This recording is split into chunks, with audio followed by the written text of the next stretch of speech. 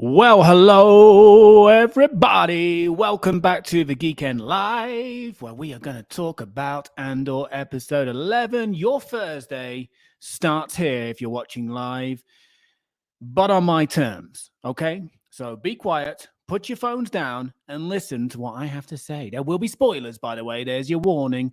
If you're watching in the future, same rules apply. Whichever day you're watching on, it has now begun. Welcome. I'm Jamie, future brick in a ferret's wall. We'll come on to that in a moment. But I hope you're doing good. I can't believe that this is the penultimate stream, the penultimate episode of Andor. 12 in the end. Time's flying, man. Time's flying. It'll be Christmas before we know it, and Mando season 3, which is exciting. Hello to Clays, Jane, Chris of Explaining Computers, Power Droid Girl, Gaz Nottingham, Mr. Matthew Stokes, and Gaz Nottingham, and Peter as well. I've just seen pop up in the chat. I'll be back to the chat in a moment. I want to know what you guys thought of Andor episode 11. I assume you've seen it. If you haven't, go and watch it, then come back, because we're going to spoil it for you, most probably. So talk to me about your views. A couple of comments from me. Also, if you're in the future watching, the live chat won't be available, but you can still leave a comment. I might reply. So, yeah, this episode left me, as I mentioned, wanting to become a block of Ferrix brick. That's my aspiration now. Find me a wall. That is my life goal now. I thought this was a very good episode. There hasn't been a bad episode in this series for me. I didn't love the alien scene. I've mostly talked about what I've loved about this series, and really there hasn't been much. There's been nothing I've hated. I didn't love the alien scene. The ones that there aren't many aliens in this series, so you know the ones I mean, the ones that helped Andor and Melshi escape. And I think that was mostly because I didn't really understand what they were saying, to be honest, and therefore they went a bit too quickly from wanting to sell them to the Empire to wanting to help them escape. But that's probably just down to the fact I need to listen more carefully on my second viewing. But yeah, I didn't really understand what they were saying. Things I did like a lot about this episode. We had the sad death of Andor's mum. I'm not saying I enjoyed that. That was very sad. But I really liked the empathy for the droid. Is it B2EMO, something like that? But Andor's mate from the first few episodes, trying to convince him to leave the home and then agreeing to spend one night there with him, really talking to him like it's a human. I think that's the most, we've had that in the past, but I feel like this was at the most real level. I really like that. I also felt empathy for Cyril with a bad Zoom connection. I think we can all feel that in this post-pandemic now age. I have just finished editing the latest episode of These Are the Actors You're Looking For, everybody, coming to Patreon probably tomorrow, maybe Saturday if not. And it was a horrible edit because of the aforementioned dodgy connection. So certainly feel the pain there. I also really liked the way that it was really sad when Cassian learnt of his mum's death, with the soundtrack as well, and the long holding shots. And I like the fact that he didn't tell Melshi that his mum died, that he just learnt this terrible news. And that really kind of added to his character for me, what is quite an introverted character. He's quite cold for a hero. And I like that. He's different.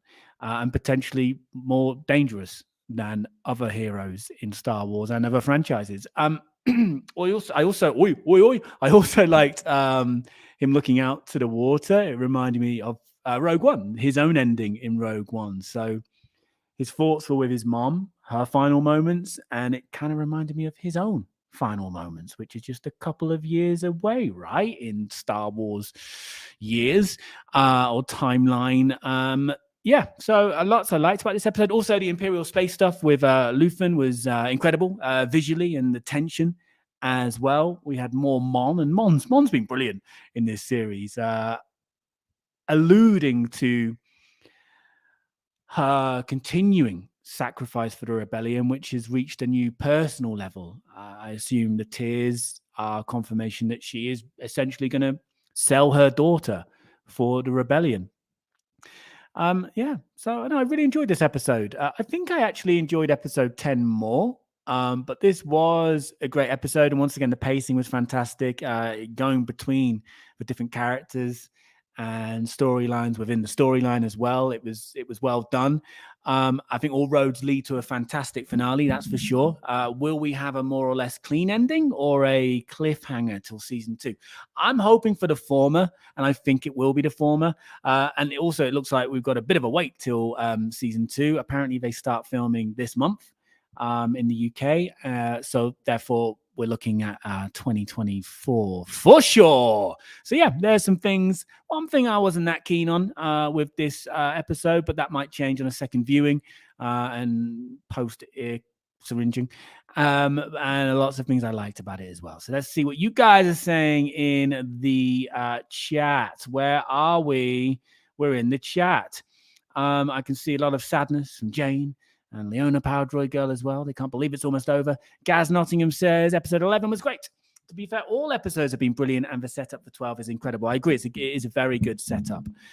And I agree that all episodes have been great. Again, for me, there has not been a bad episode, and I know it's not the style of show that everybody wants from Star Wars, but I think this series has done a lot of good for Star Wars.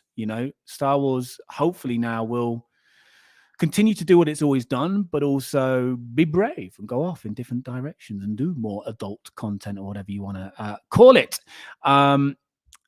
Peter, we can talk about Tales of the Jedi if you want. You go for it, my man. Well, you go for it, but we're focusing on Andor episode 11. I'm thinking that means you didn't like Andor episode 11. I know Peter's been a mixed bag of emotions towards this season so far, this series so far. No, Rob H. We can't. I mean, we can, but I need to rehearse. Maybe next week. Teach me.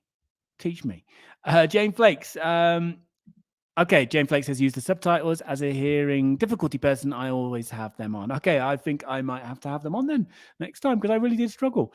Dave McKay, hope you're doing well. R.I.P. Andor. Marva Andor. Hope you're doing well, matey. Chris from Explaining Computers, I didn't understand the alien scene at all. Was it their ship? Why did they let them go? Did they give them the ship or just a ride? I don't know. I don't have the answers to any of those questions, but I think it was their ship. I kind of made out that they were angry about the water being dirtied, and I kind of got the impression they didn't like the Empire, but then it seemed like they were going to sell Andor and Melshi to the Empire, or were they just teasing Andor and Melshi as punishment for trying to steal their ship? I didn't really get it, to be honest, but again, a second viewing with the subtitles on might help. So it looks like you need the subtitles on as well, Chris. Gaz Nottingham wants to adopt B2EMO. Did I get it right then? I think I got it right. I'm terrible with names, especially droid names, new names. I'll get there by the end of season 2, possibly. There is a theory out there, isn't there, that BTMO's conscious will end up going into the K2SO droid. I'd be into that, I think. Hey, from Matthew Stokes here. All in all, Marva's just another brick in the wall. Or is she? She hasn't entered the wall yet, has she? We've got to see what happens next week. But I'm enjoying the Pink Floyd vibe there. Peter, 11 was filler, going for the motions, but not rise in tension, unfortunately. I don't agree with it being filler, but you are entitled to that. I think it was a great setup for 11. Let's see if we get the payoff next week, which I'm sure we do. Clay says lovely scene with B2. Let's go with B2 from now on because that is just easier. Padro Girl says 11 was brave. They took it down a notch to position the pieces ready for the finale, and I loved it. Cassian looked into another sunset, but rise, so another new beginning for him. Yeah. I wouldn't. I have no problem with Peter calling it filler. I can kind of see where he's coming from, but I think more setting upper episode, as Padro Girl has alluded to there, with much finer words than mine. Jane Flakes, Cassian holding in his pain. It was so sad. And yeah, I've enjoyed the soundtrack throughout this series, actually, and I think it particularly worked well in this episode.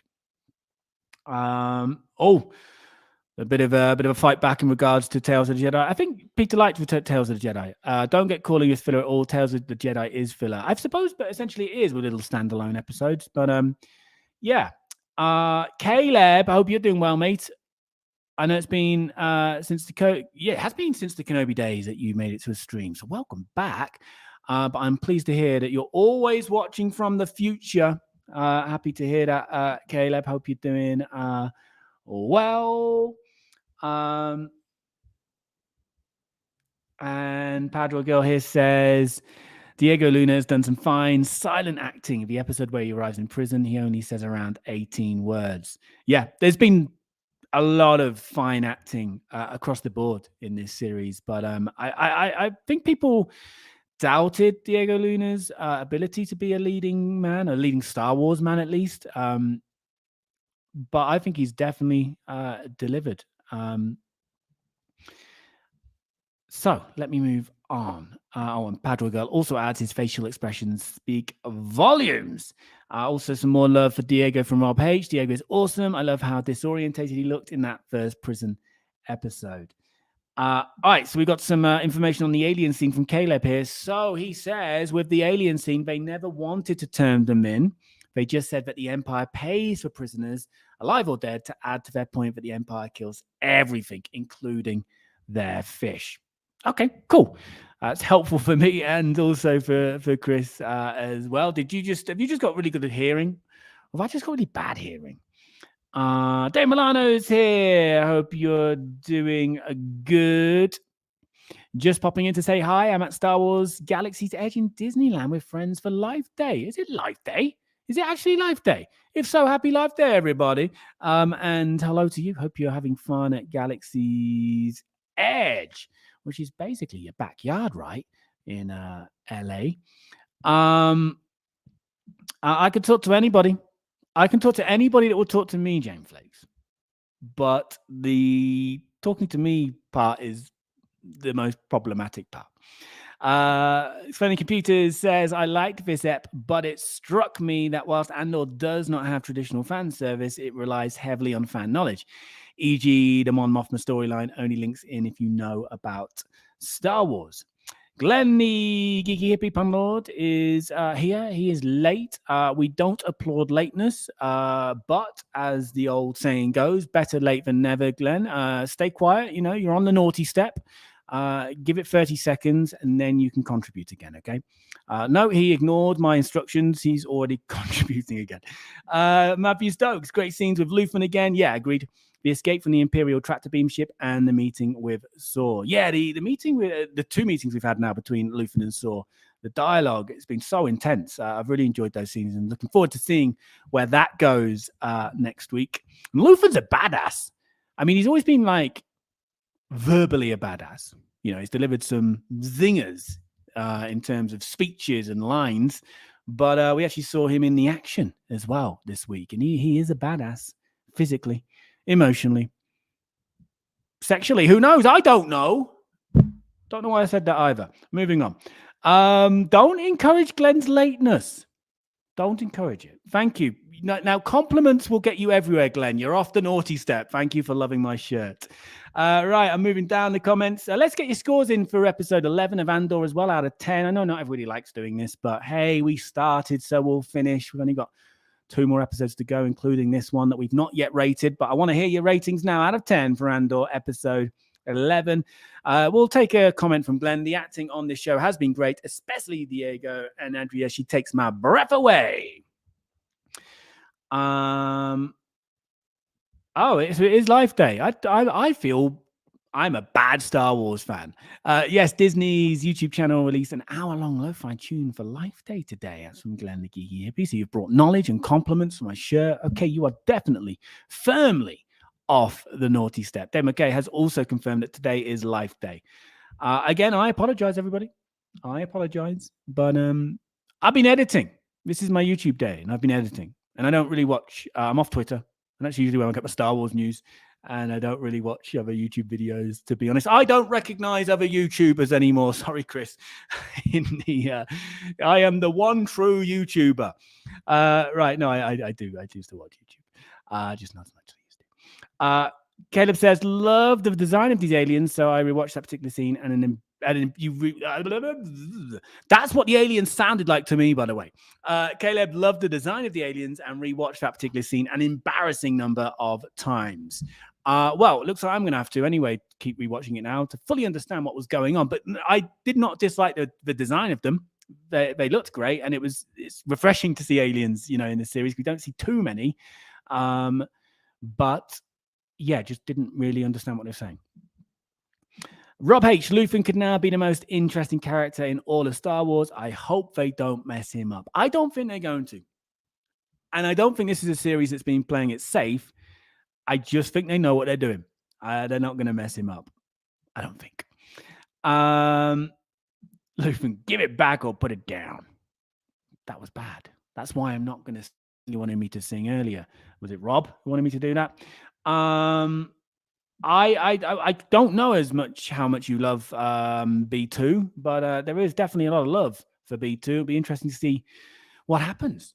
Now B2's homeless, in terms of his heart, I assume he's going to go around with Andor, but then the question is what happens to him between now and Rogue One? So that theory that his consciousness or what have you gets put into K2SO could work. I think that's a good theory.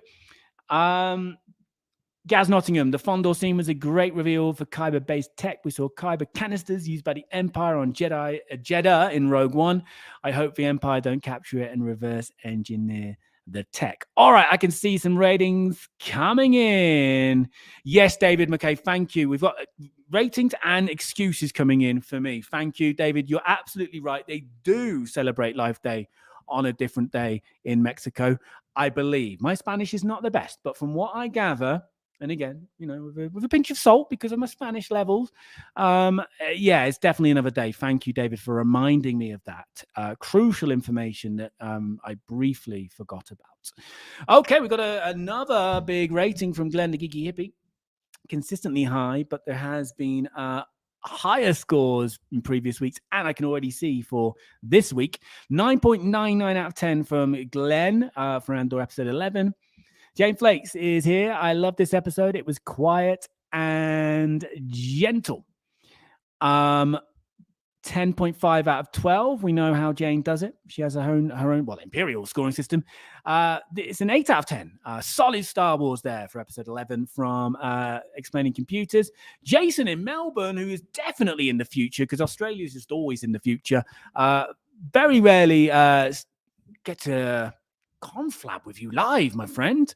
It's usually in comments, but great to see you here, sort of, you know what I mean. Episode 11 gets a 9.3 from Jason in Melbourne, which is where he is usually. I don't know, maybe he's away at the moment.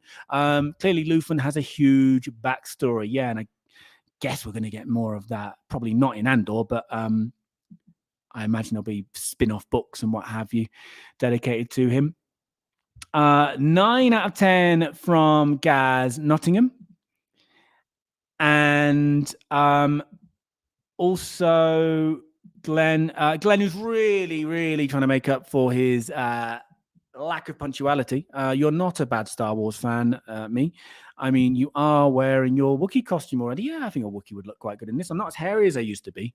I used to be more Wookiee than man. Jane Flakes has just binge watched 1 through to 10, and it scores a high 11.5 out of 12 thus far. That's a season score. And by the way, everybody, I put a link to, I know this might as well be the Jane Flakes live stream. I talked about Jane's blog last week. Jane has also just released her latest book, and I was going to share it on the screen, but I'm going to have to do that next week now because StreamYard have changed how you do that, and I don't understand it.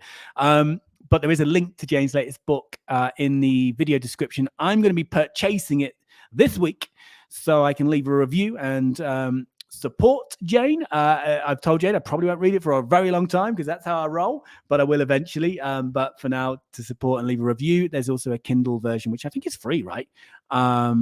But I'm going to do the paperback version and have it delivered to the UK from Amazon UK. So yeah, well done, Jane, on doing that. And if anybody's in a position to go and support Jane, whether it be the Kindle or paperback version, there's a link in the video description. Right, Matthew Stokes. I'm still hovering around 7 to 8 out of 10. It's pretty high because, Matthew, if I remember correctly, you weren't particularly in love with Kenobi. So I think generally you've been pretty positive towards Andor, which, again, I don't know if it's just because I'm not using Twitter at the moment and not on YouTube as much. I don't know if I'm just in a bubble of only really mostly hearing positivity for this series. Or is that just a general vibe out there? Is there? I know it will never be the level of Kenobi, Book of Boba, but is it generally like that out there for those who are on Twitter regularly and YouTube and other social media platforms? Is this the general feeling? Because I do have friends, believe it or not, and some Star Wars friends I know, they don't hate it, but they do find it too slow. They do find it a bit boring. Peter here as well is probably one of those. Andre, hope you're doing good. 9.9 out of 10. Just don't like the forcing of sequel trilogy stuff, quad jumper or how it's called. I think it was a quad jumper, yeah. Padroy Girl, 10 out of 10. That's down 1 from last week. Yeah, you did nudge yourself up to an 11, didn't you, last week? But I loved every moment. Yeah, that's I think that's good, right? There's a lot of missing credits though. Gaz Nottingham says the alien that spoke basic was the same character costume as one of the partisans in Rogue One. Clays is here with his score. Episode 11 gets an 8.5 out of 10 from Clays. And since I missed the last stream, I'll also give Ep 10 out of 10. Yeah, I think episode 10 was the strongest episode so far, but that could quite easily change. I think we're in for a hot finale. Luthen's lightsaber ship was epic. I did love that scene. Visually great, and it was intense too. The dark side in Peter doesn't like B2. Peter, where's your score? Where's your rating, man? We've got one from Caleb. 9 out of 10. My fave part of the episode is that we now know that Two Tubes is his real name in canon since Luthen calls him Tubes. Haha. Yeah, we had a chat about Two Tubes a few weeks ago, I think, when he first appeared.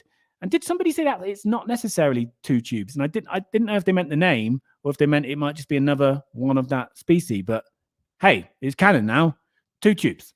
Matthew Stokes adds that Andor is a worthy addition to Star Wars, but I'm glad all Star Wars isn't like it. I'm with you on that, man. I think it's such a refreshing take on Star Wars. And I think it's really well suited to this time period and subject that they're focusing on as well. The grittiness of it all and the pacing and the dialogue, the quality writing and performances. I think it's really well suited. It would be out of place, if Mando 3, appeared in this kind of way. It would be really out of place. And I wouldn't want all Star Wars to go off in this direction, but there's definitely a place for it. But yeah, so I definitely agree with what you're saying there. Okay, we've got Peter's rating, everybody. It is 5.9 out of 10. Again, that's above average. It's above average. We've talked about this before, the rating system. But that's not Peter's lowest, and it's not his highest. If memory serves, Glenn predicts, big prediction here, that Luthen dies in the season finale. I mean, I feel like he has to die in the Andor series, which is going to be 2 seasons long, right? I hope not. I hope there's another season in him, or at least part of another season in him. In regards to some of the Kyber and ship chat, to be careful how I said that, I know Alex Damon, Star Wars Explained, thinks Luthen's ship does have Kyber crystals in them, which I grant is a good possibility.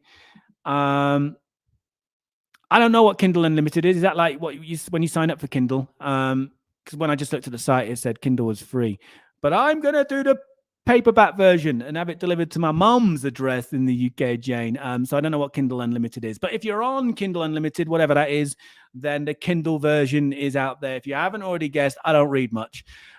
Anyway, moving on. But again, well done, Jane. And I'm looking forward to eventually reading it and also ordering it in the next day or two. It has to happen before Saturday, because Saturday could potentially be the end for me. I might be looking out to the sea very emotionally. No, that'll be more like Sunday. I'll come on to that in a moment. Anyway, James. Hello, James. Love this series. Peter does prefer Andor to Boba and Kenobi. I think a lot of people probably do. Saying that. I I imagine it's probably quite mixed. I know a lot of people did love Kenobi. Padroy Girl, in regards to my question about the general vibe out there outside of my bubble towards Andor, I rarely see negativity towards Andor on Twitter, and I spend way too long on that hashtag. Okay, so you're searching the hashtag because, if this is just based on the accounts you follow, then again, that's a bubble potentially. But if you're searching that hashtag, then you're opening yourself up to all kinds out there. So that's interesting to hear. I know in the early days, one channel that is definitely quite anti-Disney Star Wars, but still covers Disney Star Wars to generally hate on it because it gets clicks and earns some money, did say they might just stop covering this because it's actually good, which isn't good for their business. Jason in Melbourne, still there. What time is it in Australia? I mean, it's definitely another day. You're definitely on Friday, right? Agree, very slow front half, but it ramped right up with the heist and onwards. That's in the series in general, right? Padre Girl, I'm thinking Cassian has to die to stop the Empire looking for him. You mean Luthen, right? I'm confused. I mean, Cassian does die. But he doesn't seem to be particularly being hunted by the time of Rogue One. But I think you mean Luthen. Okay, a lot of Two Tubes chat going on YouTube's.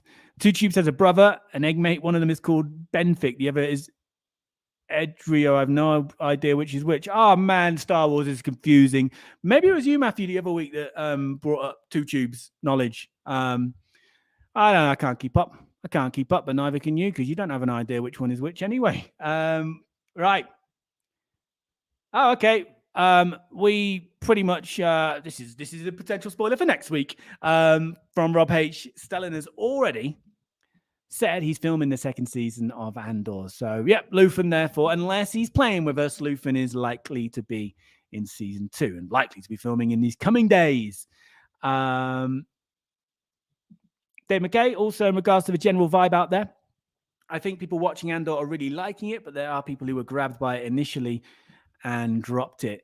Yeah, I think weren't grabbed by it initially and dropped it. Yeah. I've definitely noticed, even on this channel, that not a lot of me regulars either aren't in a hurry to get started on this series, but they will, or weren't grabbed by those first 3 episodes that dropped and kind of, I don't think dropped it entirely from what I've heard for the people I'm talking about, but certainly aren't in a rush to continue. But I think over time, come season 2, I think there'll be a bit more hype coming into it. I think more people will catch up and get on board.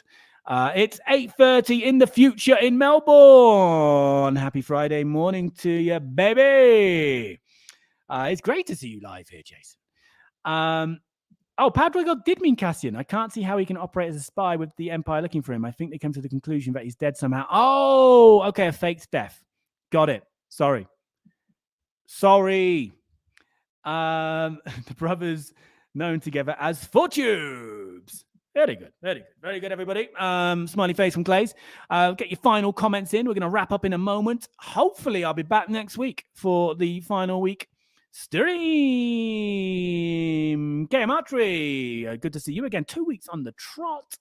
I think people are waiting. Some people are waiting. Some people are just not bothered, but I think they'll become bothered eventually because, again, if there is mostly positive vibes towards this series, they're going to eventually cave in and hopefully enjoy it.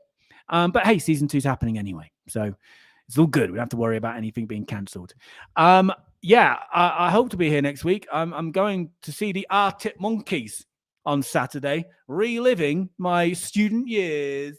So I am predicting death by hangover. So assuming the hangover doesn't get me completely, because they're bad these days, man. More like they're schizophrenic. Sometimes it just doesn't touch me. And sometimes I cannot move for days. So we will see what happens. But hopefully I will recover in time to do a stream next week. I'm looking forward to this. I think the Arctic Monkeys are a very good band. But in a field of 80,000 people in the Mexican sunshine, I only want to hear the classics. I don't want to hear the last 2 albums so much, because I like the last 2 albums, but it's quite mellow. It's quite mellow. I still think they're a great band, but I am there to relive my student years. The car. I've listened to the car in its entirety, and I do enjoy it. But it's more sort of, for me, more at home, chilling kind of energy, if you like. Seeing them live again. I want the bangers. I want the classics. For this venue, it's at the Formula One racing track in Mexico City. It's a big, open air venue. I think if you're seeing them in a club or even a small arena, this album will be great. But again, I'm getting drunk. Right. I am poor. I've paused Rebels. I'm into season 2. It's paused because there was so much stuff on, including Andor. But we've been spoiled recently in regards to content to watch. Couple more comments, and then we're going to wrap up. James, do you like the car, by the way, the latest album? Because I know it's getting it's like Star Wars, the Arctic Monkeys these days, quite divisive. The last 2 albums have been with the fan base. What did you think to it? Jane Flake says, I really do not want this show to end. Then we have to admit that Cassian is dead, but he's adorable and we love him. I am guessing that there will be tears next week. I mean, yeah, he's going to have a fictional... Wait, no, he's going to have a fictional death in the fiction, but then he's going to have a real death in the fiction eventually. We know that. Something like that. Jason in Melbourne, my wife was so peed off with the series start, but kept on watching because I was. But she got right back in with the highs and really loved the last 2 episodes. Yeah, I think, a bit of perseverance, and you'll be rewarded with this series. Getting drunk, I'll drink to that. Yeah, that's the plan, man. I don't do it very often anymore because of the aforementioned unknown entity that is how on earth is my body going to react the next day.